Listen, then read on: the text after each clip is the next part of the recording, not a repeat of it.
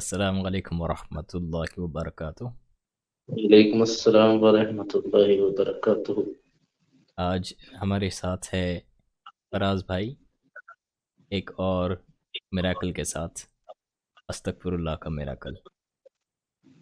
خیریت سے ہے فراز بھائی؟ جی الحمدللہ، آپ کیسے ہیں؟ الحمد للہ، جزاک اللہ خیر۔ تو بتائے فراز بھائی، کیا ایکسپیرینس کیا آپ نے؟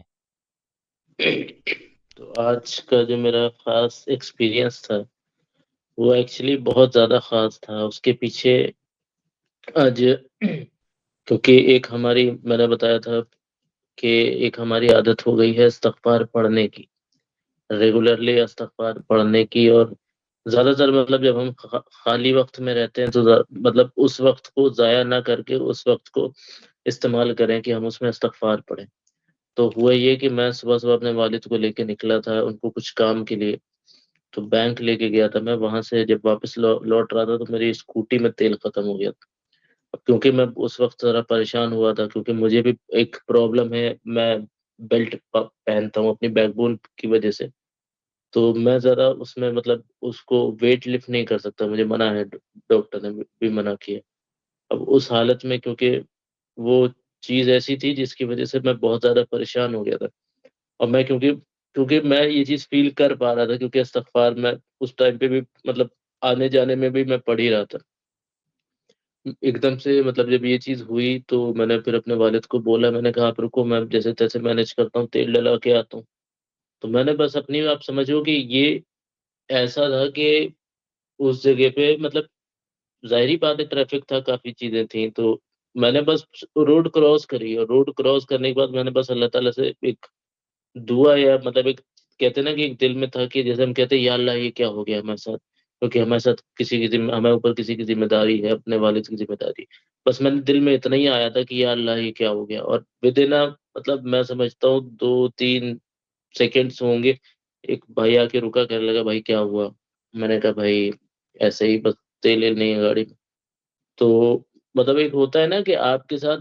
دیکھو یہ چیز میں اس لیے ایڈریس کر رہا ہوں کیونکہ ہمارے سب کے ساتھ یہ چیز بہت بار ہوئی ہوگی کہ تیل ختم ہو گیا ہوگا، کہیں پہ پھنسے ہوں گے، کہیں پہ پریشان ہوں گے۔ میں کنٹینیوسلی اپنی لائف میں چینجز دیکھ رہا ہوں استغفار پڑھنے کی وجہ سے،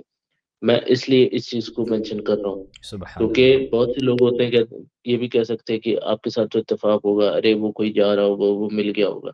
بٹ ایسا نہیں ہے۔ میں اس چیز کو اس لیے بار بار مینشن کر رہا ہوں، ایکسپٹ مطلب دیکھ رہا ہوں کیونکہ الحمدللہ جب سے میں نے استغفار شروع کیا ہے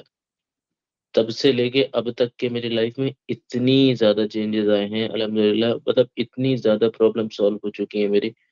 میں اس کو مطلب ویسے ایکسپلین نہیں کر سکتا۔ اب آپ سمجھو کہ وہاں سے اس بندے نے میری ہیلپ کری ہے،